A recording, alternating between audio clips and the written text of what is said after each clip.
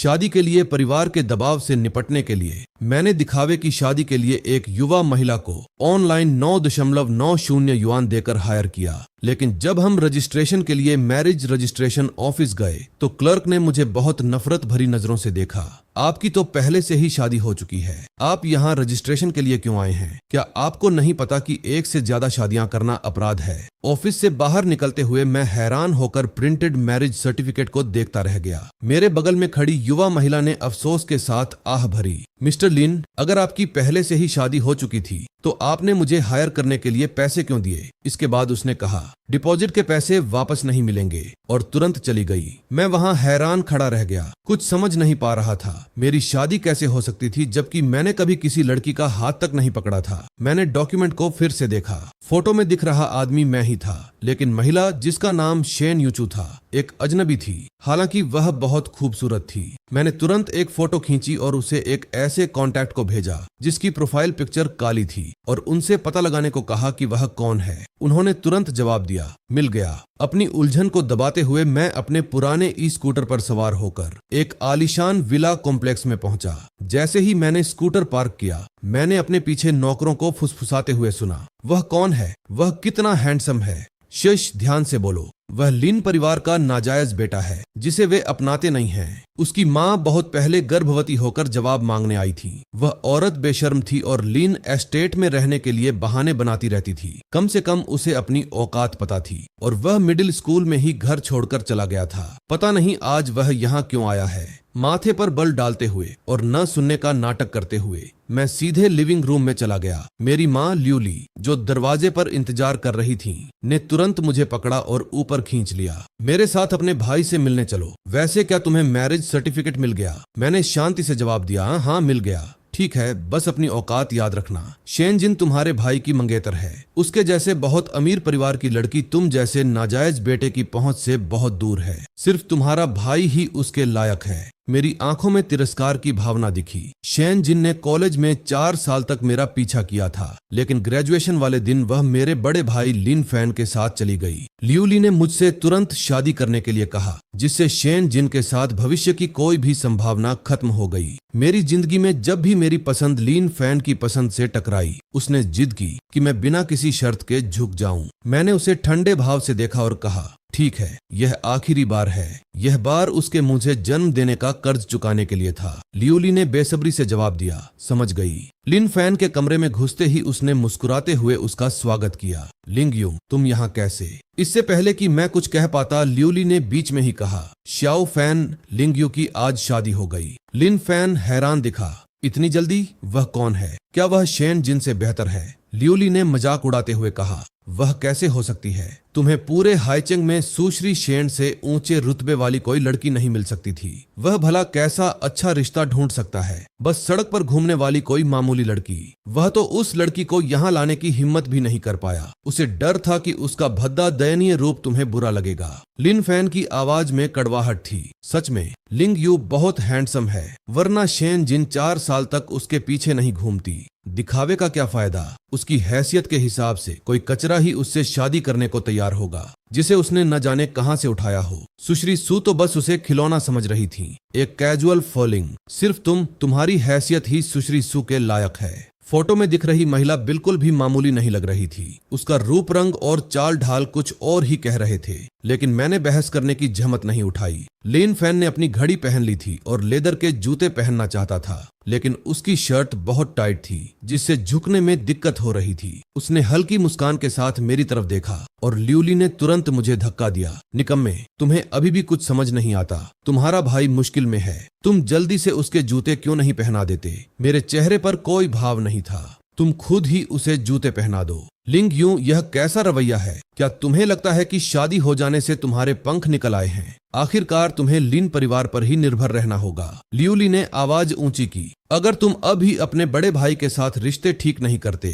तो एक दिन तुम और तुम्हारी पत्नी उसके पास गिड़गिड़ाते हुए आओगे। वैसे भी लिन परिवार ने तुम्हें पाला पोसा है, इसलिए तुम्हें हमारे लिए जी जान से काम करना चाहिए। इससे पहले कि मैं कुछ कह पाता, मेरे पिता लिन जैनान अचानक दरवाजे पर आ गए। एक खास मेहमान आने वाला है, तुम दोनों किस बात पर बहस कर रहे हो? ल्यूली तुरंत रोने धोने लगी। यह सब इस नालायक की वजह से है। आज जैसे ही इसे मैरिज लाइसेंस मिला, इसने अपनी माँ के तौर पर मेरी इज्जत करना छोड़ दिया। लिन जैनान ने मेरी तरफ देखा। तुमने शादी कर ली, तुमने परिवार को किसी से मिलवाने क्यों नहीं दिया? क्या तुम्हारे पास मैरिज सर्टिफिकेट है? मुझे दिखाओ। एक ऐसे पिता की चिंता देखकर जो असल में अजनबी जैसा था, मैं रुका और अपने बैग से प्रिंटेड डॉक्यूमेंट निकाला, लेकिन अगले ही पल ल्यूली ने उसे छीन लिया।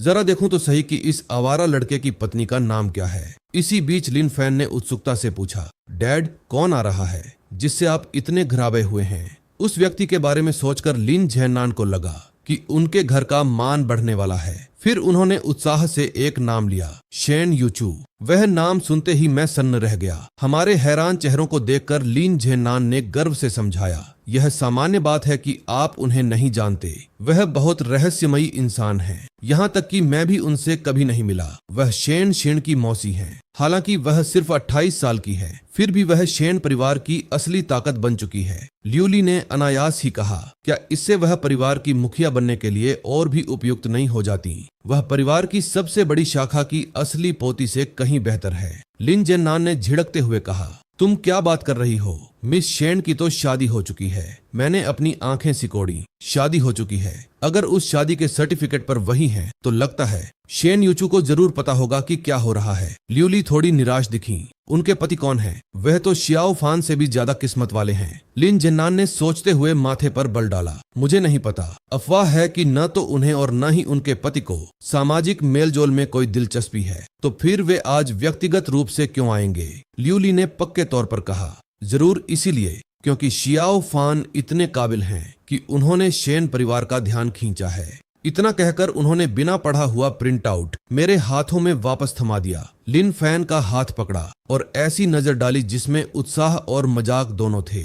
वह तो लिन फैन की अपनी माँ से भी ज्यादा फिक्र दिखा रही हैं। तभी घर का नौकर ऊपर आया और बताया कि शेन परिवार जल्द ही पहुंचने वाला है। यह सुनकर लिन जैनान जल्दी से नीचे चले गए। मेरे पास से गुजरते हुए उन्होंने सहज भाव से कहा, तुम बहुत समय से घर नहीं आए हो। जाने से पहले शादी की दावत में जरूर रुकना। मैंने सहमति में सिर हिलाया। मैं रुककर यह देखना चाहता था कि आखिर शेन यूचू कौन है। कमरे के अंदर ल्यूली ने लिन फैन को देखा, जो एक अमीर और प्रतिष्ठित परिवार में शादी करने जा रहे थे। उनकी आंखों में साफ खुशी झलक रही थी। 20 साल से भी पहले अगर मैडम लिन लीशिया नहीं आई होती तो लिन जैनान से शादी करने वाली ल्यूली ही होती। वह लीशिया से नफरत करती थी, इसलिए जलन की वजह से जब दोनों ने एक ही दिन बच्चों को जन्म दिया तो उसने अस्पताल में उनके बच्चों की अदला बदली कर दी। अब उसका अपना बेटा लिन फैन लिन परिवार का युवा मालिक था, जबकि मैं असली वारिस एक नफरत का पात्र नाजायज बेटा बन गया था। नीचे जाने के बाद मैं सीढ़ियों के पास अंधेरे में टिककर खड़ा हो गया।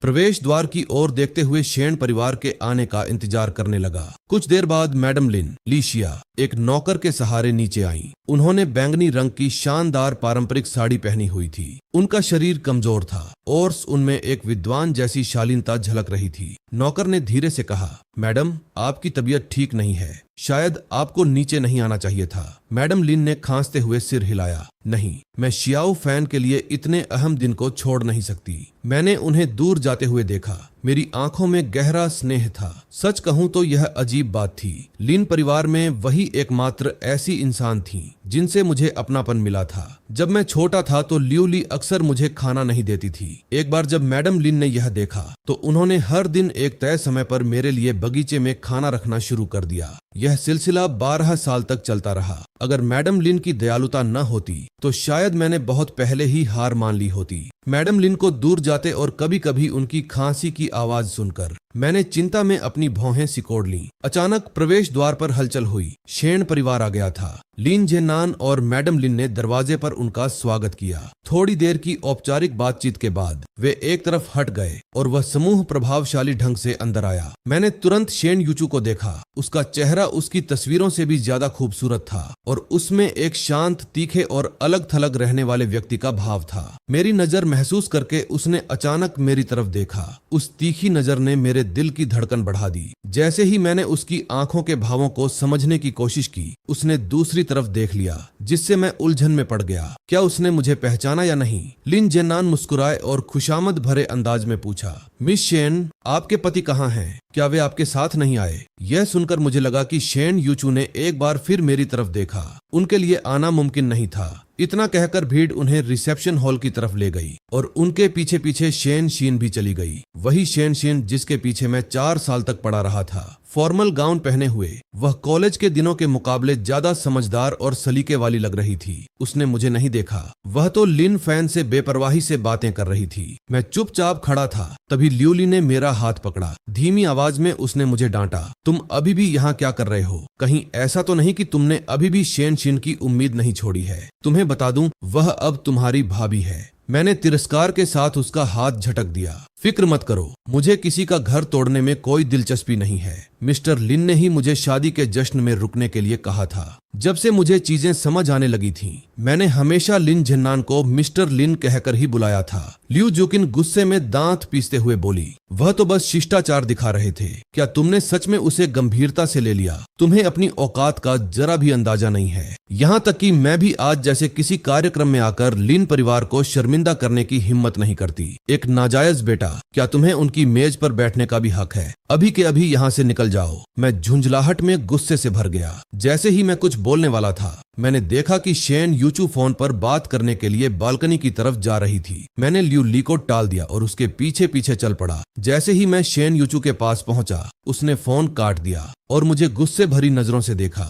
मैं एक पल के लिए रुका, फिर उसकी खतरनाक नजर का सामना करते हुए मैंने अपने चेहरे पर मुस्कान लाई और झिझकते हुए कहा, पत्नी। शेन यूचू की आंखों में कोई भाव नहीं था। मैंने ध्यान से उसकी तरफ देखा, यह जानने के लिए कि वह क्या प्रतिक्रिया देती है, लेकिन वह नाम सुनकर उसका व्यवहार और भी रूखा हो गया। जाने से पहले उसके चेहरे पर जरा भी भावना नहीं दिखी। मैं जल्दी से आगे बढ़ा और उसका रास्ता रोक लिया। क्या तुम मुझे नहीं पहचानती? शेन यूचू ने मुझे ऊपर से नीचे देखा। एक तरफ हटो। क्या मुझे तुम्हें जानना चाहिए? जनाब, मैं शादीशुदा हूँ। कृपया तमीज से पेश आए। मैं हैरान रह गया। वह साफ तौर पर मुझे नहीं पहचानती थी, फिर भी उसने कहा कि वह शादीशुदा है। क्या मैरिज रजिस्ट्रेशन ऑफिस ने रिकॉर्ड में कोई गलती की थी? क्या मैं पूछ सकता हूँ कि आपके पति कौन हैं? इससे आपका कोई लेना देना नहीं है। 4 और रूखे शब्द। मैंने मैरिज सर्टिफिकेट की फोटोकॉपी निकाली और उसे उसकी तरफ बढ़ाया। मिस शेन, यहाँ जिस महिला का नाम लिखा है वह आप ही हैं, है ना? शेन यूचू की नजर पति के नाम पर पड़ी और उसने मजाक उड़ाते हुए कहा,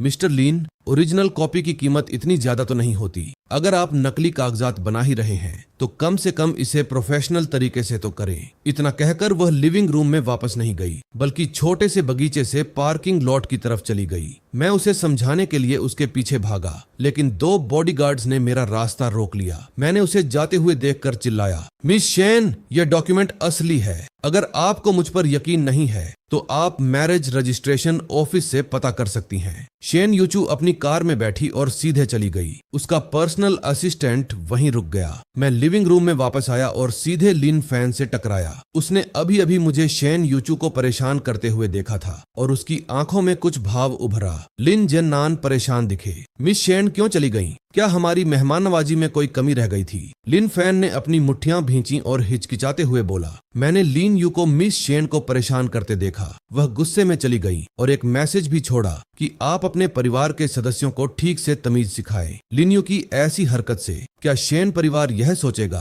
कि हमारी परवरिश ठीक से नहीं हुई है? लिन जेन्नान का चेहरा गुस्से से लाल हो गया। उधर ई बाइक चलाते हुए मैं शेन यूचू को कहीं खो बैठा था और परेशान हो रहा था। तभी अचानक मेरा फोन बजा। मैंने फोन उठाया तो एक महिला की आवाज आई, बॉस, मैंने शेन यूचू के बारे में जानकारी निकाल ली है। वह शेन परिवार के मुखिया की दूसरी बेटी है। सुना है कि वह बहुत कठोर और बेरहम है, इसीलिए उसे कम उम्र में ही विदेश भेज दिया गया था। सबको लगा था कि परिवार का बिजनेस सबसे बड़े बेटे यानी शेन शीन के पिता को मिलेगा, लेकिन अचानक पिछले हफ्ते शेन यूचू वापस आ गई। उसने कुछ बेरहम तरीके अपनाकर बुजुर्ग मुखिया को पद छोड़ने पर मजबूर कर दिया और सीधे शेन ग्रुप की कमान संभाल ली। मैंने माथे पर बल डालते हुए कहा, उसका कॉन्टैक्ट नंबर और शेड्यूल पता करो, मैं बाद में उससे मिलूंगा। फोन रखने के बाद मैंने अपनी नाक के ऊपरी हिस्से को मला। मामला उलझता जा रहा था। उसकी हैसियत को देखते हुए उससे मिलना आसान नहीं होगा। मुझे पहले बिना सोचे समझे उसे पत्नी नहीं कहना चाहिए था। इसी वजह से वह गुस्से में चली गई थी। आह भरते हुए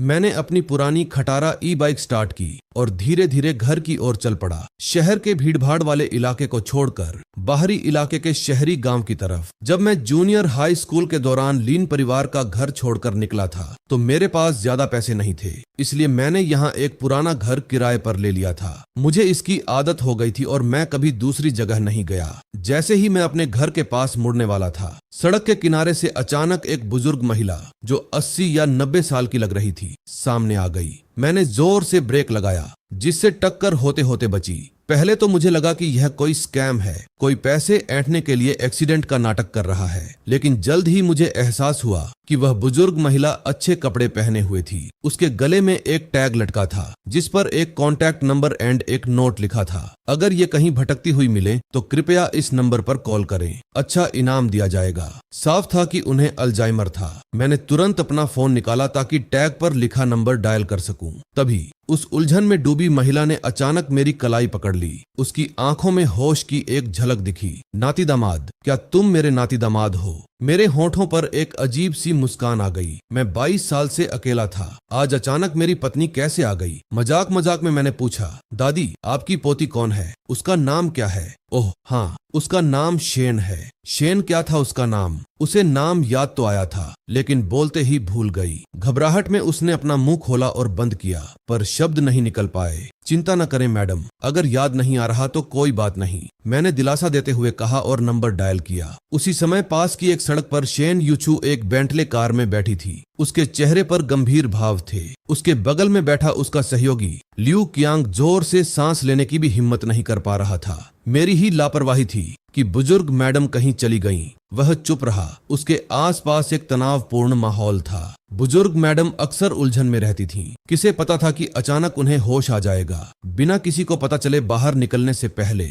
उन्होंने सबको भेज दिया था। सर्विलांस फुटेज से पता चला कि वह बस से उपनगरों तक गई थीं। यह इलाका जर्जर था और वहां स्ट्रीट कैमरे नहीं थे, इसलिए ग्रिड स्टाइल में तलाशी लेनी पड़ी। तभी उसका फोन बजा। शेन यूचू ने तुरंत फोन उठाया और मेरी शांत आवाज सुनाई दी, हेलो, आपकी बुजुर्ग रिश्तेदार मेरे पास हैं। कार के अंदर का माहौल तुरंत जम सा गया। सब हरकत में आ गए। कुछ लोग पुलिस को बुलाने की तैयारी करने लगे, जबकि लियू कियांग आने वाली कॉल के सिग्नल सोर्स का पता लगाने लगा। शेन यूचू की नजरें तेज थीं और आवाज ठंडी। उसने पूछा, तुम्हें कितने पैसे चाहिए? मैंने कहा, मैं मजाक नहीं कर रहा हूँ, मैं बस इतना कहना चाहता था कि उस बुजुर्ग महिला का अच्छे से ध्यान रखना। पता बताने के बाद मैंने फोन काट दिया। 5 मिनट बाद वे उस जगह पहुंचे, लेकिन मैं वहां से जा चुका था। वहां सिर्फ एक पुलिस अफसर उस बुजुर्ग महिला के साथ इंतजार कर रहा था। शेन यूचू ने अपनी दादी से पूछा, आप यहाँ कैसे पहुंची? बुजुर्ग महिला ने रहस्यमयी अंदाज में कहा, मैं अपने पोते दामाद को ढूंढने आई थी, वह यहीं कहीं रहता है। शेन यूचू थोड़ी देर के लिए रुकी। दादी, कोई पोता दामाद नहीं है, यह मुमकिन ही नहीं है।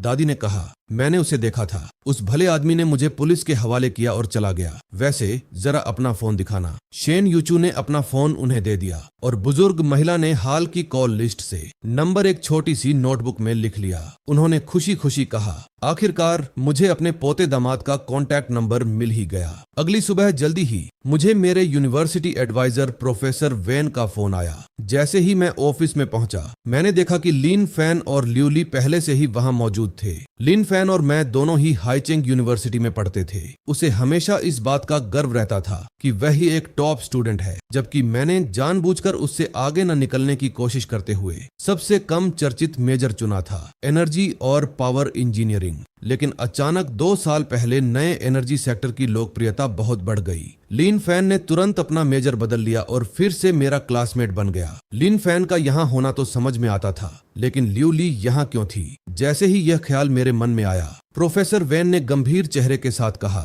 लिन यू, ग्रेजुएट प्रोग्राम में सीधे एडमिशन के लिए तुम्हारी योग्यता रद्द कर दी गई है। तुम्हारी माँ का कहना है कि तुम्हारा चरित्र और बैकग्राउंड सही नहीं है और तुम जरूरी शर्तों को पूरा नहीं करते हो। क्या तुम्हारे और तुम्हारी माँ के बीच कोई गलतफहमी है? तुम्हें उनसे जल्दी माफी मांग लेनी चाहिए। तुम्हारा भविष्य उज्जवल है। गुस्से के एक पल में अपने मौकों को बर्बाद मत करो। लिन फैन ने आह भरी। प्रोफेसर वैन, लिन यू की माँ हमेशा उसका भला ही चाहती हैं। वह मेरी तरफ मुड़ा।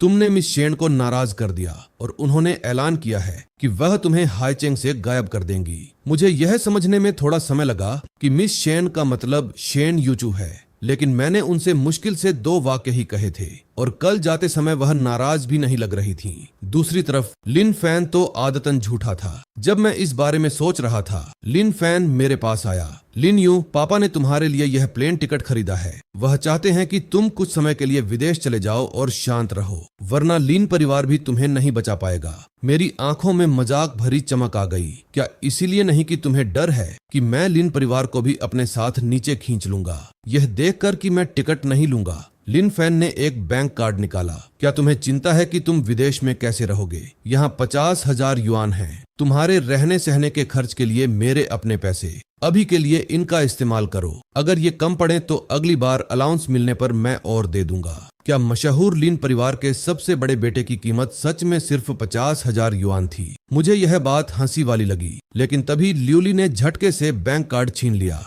लिन फैन, तुम क्या कर रहे हो? लिन परिवार ने उसके लिए हवाई जहाज का टिकट खरीदने की बात मानकर ही बहुत कुछ कर दिया है। उसने मुझे गुस्से से घूरा और हुक्म दिया, अपना सामान पैक करो और तुरंत विदेश चले जाओ। मैंने स्कूल से तुम्हारा नाम कटवाने की प्रक्रिया पूरी कर दी है। मैंने उसे बेरुखी से देखा। मेरे लिए फैसले लेने का तुम्हें क्या हक है? सिर्फ इसीलिए कि तुम मेरी माँ हो। वैसे भी तुम्हारे जैसे ग्रेड्स के साथ वैसे भी तुम्हें ग्रेजुएट होने में मुश्किल होती। तुम्हारे लिए बेहतर है कि जल्दी विदेश जाकर काम करो और पैसे कमाओ। प्रोफेसर वेन खुद को रोक नहीं पाए और बोल पड़े, लिन यू की माँ, आप गलत समझ रही हैं। स्कूल में रहने के दौरान स्टूडेंट लिन, इससे पहले कि वे अपनी बात पूरी कर पाते, ल्यूली ने उन्हें बीच में ही रोक दिया। प्रोफेसर, उसके लिए बोलने की कोई जरूरत नहीं है। क्या मुझे नहीं पता कि वह कैसा है? वह सिर्फ इसलिए मास्टर्स डिग्री कर रहा है क्योंकि लिन फैन कर रहा है ना? उसे आईने में खुद को अच्छी तरह देखना चाहिए। वह खुद को क्या समझता है? उसे खुद की तुलना लिन फैन से करने का क्या हक है? प्रोफेसर वैन कुछ पल के लिए चुप हो गए, फिर हैरानी से लिन फैन की ओर देखा। मुझे याद है कि तुम्हें ग्रेजुएट स्कूल में सीधे एडमिशन के लिए रिकमेंड नहीं किया गया था और न ही तुमने एंट्रेंस एग्जाम दिया था। लिन फैन ने विनम्रता से मुस्कुराते हुए कहा, मेरा एडमिशन एक स्पेशल रिक्रूटमेंट प्रोग्राम के जरिए हुआ था। जब प्रोफेसर ने डिटेल्स मांगी तो उसने विनम्रता का नाटक किया। वो डॉक्टर यू थे। उन्होंने सफलतापूर्वक एक साफ हाइड्रोजन बेस्ड फ्यूल बनाया, पेटेंट हासिल किया और उन्हें डॉक्टरेट की डिग्री मिली। मैं हैरान रह गया। डॉक्टर यू, मुझे लिन फैन को खास तौर पर भर्ती करने के बारे में क्यों नहीं पता? मिसेज लिन की मुझ पर की गई मेहरबानी का बदला चुकाने के लिए मैंने सालों तक डॉक्टर यू के नाम से लिन परिवार की कंपनी को टेक्निकल सपोर्ट दिया था और साथ ही स्कॉलरशिप पाने की एक झूठी कहानी भी बनाई थी। लिन फैन ने अपनी मनगढ़ंत कहानी जारी रखी। मेरी माँ ने एक बार डॉक्टर यू की पढ़ाई का खर्च उठाया था, इसलिए पढ़ाई पूरी करने के बाद उन्होंने हमसे संपर्क किया और कहा कि मेरी माँ ने उनकी जान बचाई थी। वो इतने सालों से हमारी कंपनी को टेक्निकल सपोर्ट दे रहे हैं। वो मेरी किसी भी बात को मना नहीं करते थे। प्रोफेसर वेन ने कहानी पर यकीन कर लिया और पूछा कि डॉक्टर यू अभी कहाँ काम कर रहे हैं? लिन फैन ने कहा, डीन डॉक्टर यू को हमारे स्कूल में पढ़ाने के लिए बुलाने वाले हैं। प्रोफेसर वेन बहुत खुश हुए और मुझसे बोले, लिन यू, तुम्हारी रिसर्च का फोकस भी डॉक्टर यू जैसा ही है। सही समय आने पर मैं तुम्हें उनसे मिलवाऊंगा। अगर डॉक्टर यू तुम्हारी सिफारिश करने को तैयार हो जाइए तो शायद ग्रेजुएट स्कूल के लिए रिकमेंडेशन मिल जाए। लिन फैन ने चिंता जताने का नाटक किया। प्रोफेसर वेन, क्या यह ठीक रहेगा? शेन परिवार हाईचेंग का सबसे अमीर परिवार है। वे हर साल हमारे स्कूल को R&D के लिए बहुत सारा फंड देते हैं। डॉक्टर यू की अभी बहुत मांग है। अगर वो इसमें शामिल होते हैं तो स्कूल पक्का उनका ही साथ देगा। लिन फैन ने आह भरी, लेकिन डॉक्टर यू मेरी माँ के सम्मान में ही मदद करते हैं। अगर मैं होता तो वो मदद करने में कोई कसर नहीं छोड़ते। लेकिन लिन यू मेरे पिता का नाजायज बेटा है और वह मेरी माँ का विरोधी है। लिन यू, कैसा रहेगा अगर मैं तुम्हारे लिए डॉक्टर यू से बात करूं? मैंने तिरस्कार के साथ मना कर दिया। लिन फैन बिल्कुल एक मस्खरे जैसा लग रहा था। मैंने प्रोफेसर वेन से कहा, प्रोफेसर, आप जानते हैं कि मैं कभी ग्रेजुएट स्कूल जाना ही नहीं चाहता था। ल्यूली ने मुंह बनाते हुए कहा, अपनी जबान मत थकाओ। तुमने मिस शेन को नाराज कर दिया है। क्या तुम्हें अब भी लगता है कि तुम्हें हाईचेंग में नौकरी मिल सकती है? सपने देखना छोड़ दो। मैंने कहा, मुझे नहीं लगता कि कोई ऐसा है जो हाईचेंग पर पूरी तरह से अपनी मनमानी चला सकता है। अगर तुम्हें सच में नौकरी नहीं मिलती तो मेरे टीचिंग असिस्टेंट बन जाओ।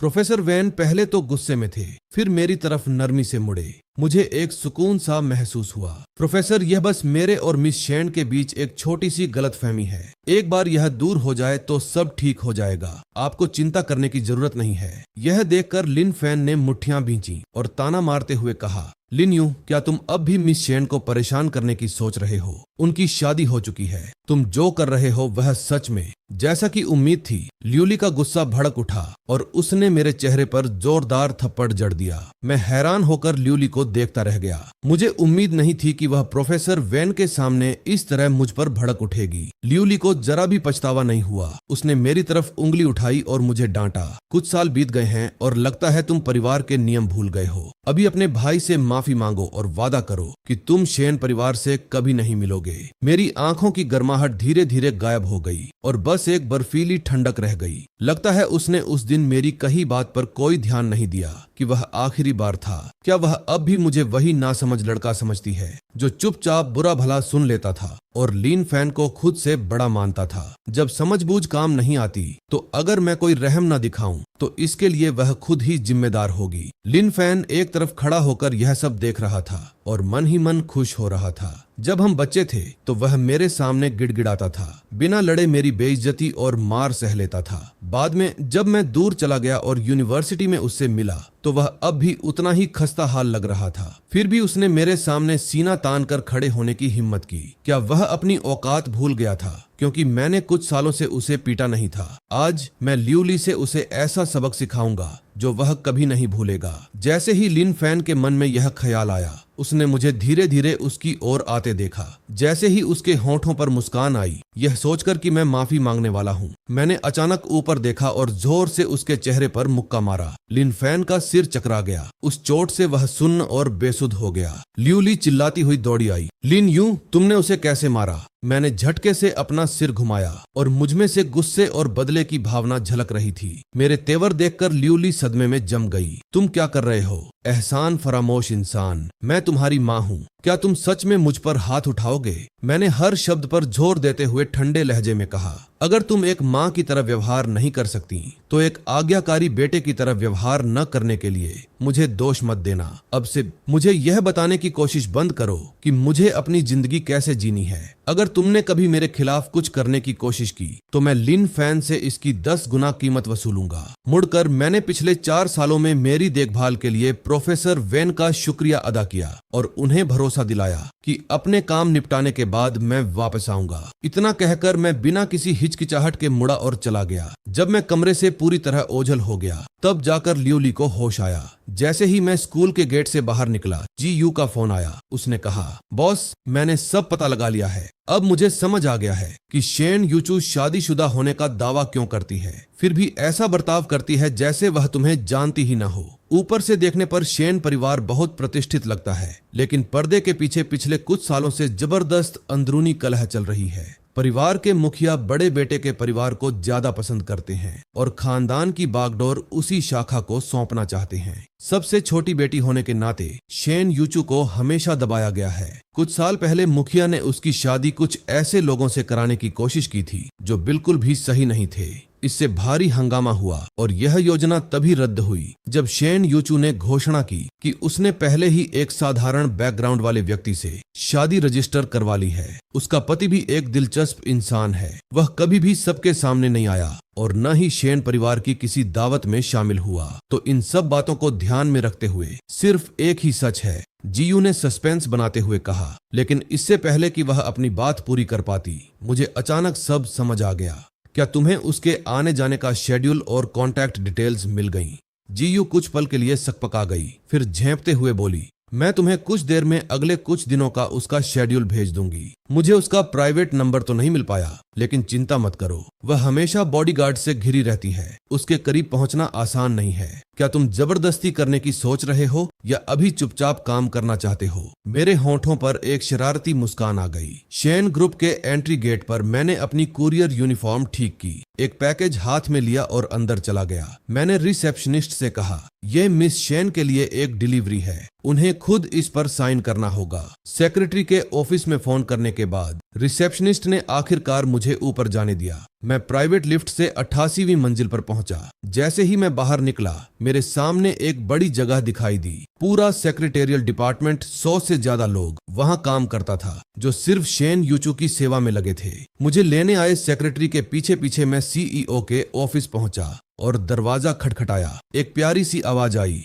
अंदर आ जाओ। जैसे ही मुझे लगा कि मैं शेन यूचू से मिलने वाला हूँ, अचानक एक आदमी मेरे रास्ते में आ खड़ा हुआ। वहीं रुको, ल्यू कियांग ने मुझे घूरते हुए भौहें सिकोड़ी। मिस्टर लिन, आप यहाँ क्यों हैं? ल्यू कियांग नाराज लग रहा था। उसे याद था कि कैसे मैंने पिछले दिन लिन परिवार के घर पर शेन यूचू को परेशान किया था। उसने तब तो बुरा नहीं माना था, लेकिन अब मैं कुरियर बनकर उसे फिर से परेशान करने की हिम्मत कर रहा था। उसने 2 बॉडीगार्ड्स को इशारा किया। यहाँ क्या हो रहा है? क्या तुम किसी भी ऐरे गैरे को बिना पहचान वेरीफाई किए टॉप फ्लोर पर आने दे रहे हो? इसे तुरंत बाहर निकालो। मेरे चेहरे पर कोई शिकन नहीं थी। आपका क्या मतलब है? क्या शेन ग्रुप कुरियर वालों को नीची नजर से देखता है? ल्यू कियांग ने तंज कसा। तुम में तो पासा पलटने की हिम्मत है। हम हर पेशे का सम्मान करते हैं, लेकिन क्या तुम सच में कुरियर वाले हो? क्या तुम्हारे पास कुरियर आईडी कार्ड है? उसने यह कहा ही था कि मैंने उसके चेहरे के ठीक सामने एक आईडी कार्ड कर दिया। उसके चेहरे के भाव बदल गए। तुमने आज ही तो रजिस्टर नहीं किया है ना? मैंने रजिस्ट्रेशन की तारीख दिखाने के लिए आईडी कार्ड खोला। ल्यू कियांग हैरान रह गया। 8 साल पहले क्या तुम सच में डिलीवरी मैन थे?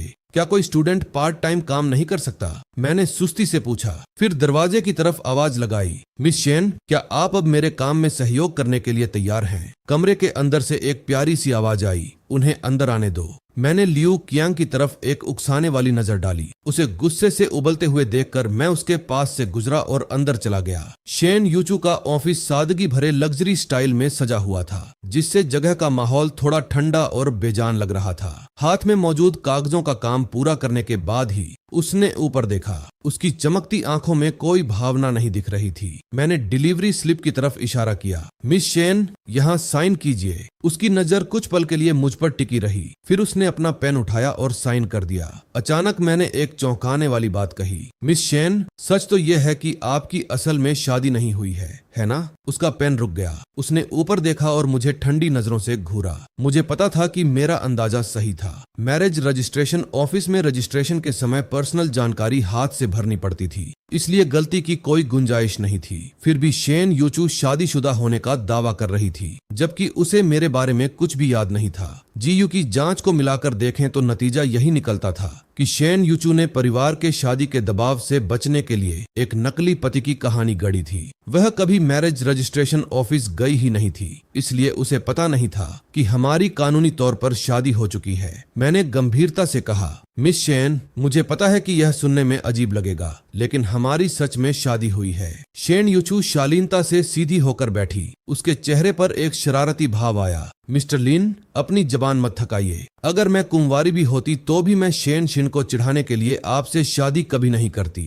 मैं कुछ पल के लिए हैरान रह गया। उसे शेन शिन के साथ मेरे अतीत के बारे में पता था और उसे लगा कि मैं उससे बदला लेने के लिए उसे ढूंढ रहा हूँ, इसीलिए वह अब तक मेरी बात पर यकीन नहीं कर रही थी। मैंने जल्दी से समझाया, मैं शेन शेन की वजह से आपसे मिलने नहीं आया हूँ। मुझे तलाक चाहिए। आप दोनों के बीच के रोमांटिक रिश्तों में मेरी कोई दिलचस्पी नहीं है। शेन यूचू ने मेरी बात काटते हुए कहा, बस कागजों पर साइन करो और डिलीवरी स्लिप मुझे दे दो। दोबारा मुझे परेशान करने मत आना, वरना अगर मैं बेरहम हो जाऊं तो मुझे दोष मत देना। ये सुनकर मुझे गुस्सा आ गया। क्या तुम मेरे साथ पहले ही बेरहम नहीं हो चुकी हो? तुमने तो यह भी कहा था कि तुम मुझे हाईचेंग से गायब कर दोगी। शेन यूचू ने भौहें सिकोड़ी। मैंने कब? इससे पहले कि वह अपनी बात पूरी कर पाती, उसका फोन बजा। दादी के लिए एक खास रिंगटोन थी। उसने तुरंत फोन उठाया। दूसरी तरफ से एक केयर गिवर की आवाज आई, मिस शेन, बुजुर्ग महिला फिर से कहीं चली गई है। शेन यूचू घबराहट में तेजी से बाहर निकल गई। मैं उसके पीछे जाकर सब साफ करना चाहता था, लेकिन ल्यू कियांग ने मेरा रास्ता रोक दिया। मिस्टर लिन,